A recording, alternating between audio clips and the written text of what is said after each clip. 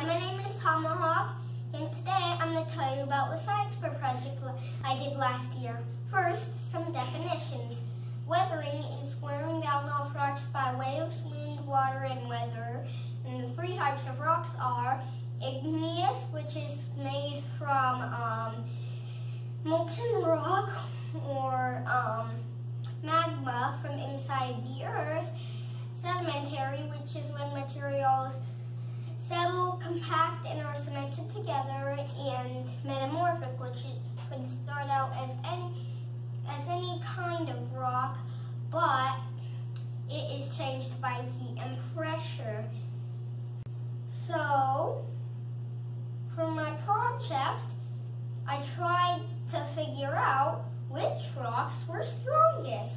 So, I compared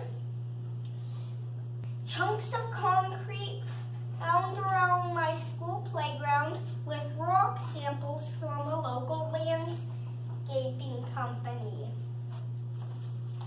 I tumbled them in a rock tumbler, which mimics the weathering of ocean waves.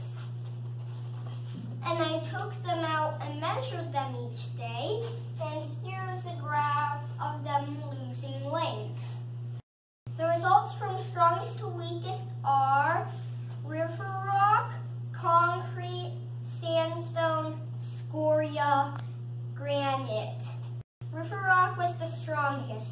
This makes sense because only strong rocks survive to become river rocks. The weaker ones just get weathered away by the river. Concrete was the second strongest. I was surprised by this because concrete is a man-made mixture where you can see all the little rocks in it, and it looks like it's going to crumble apart any minute.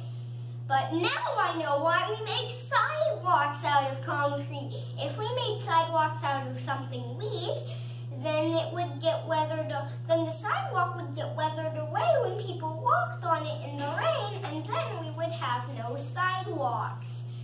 The two igneous rocks were the weakest, but my biggest conclusion is that you should never buy a rock tumbler with a plastic barrel, because rock is stronger than plastic and it wears holes in the barrel.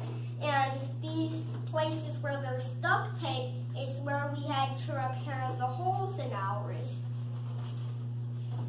Thank you for watching.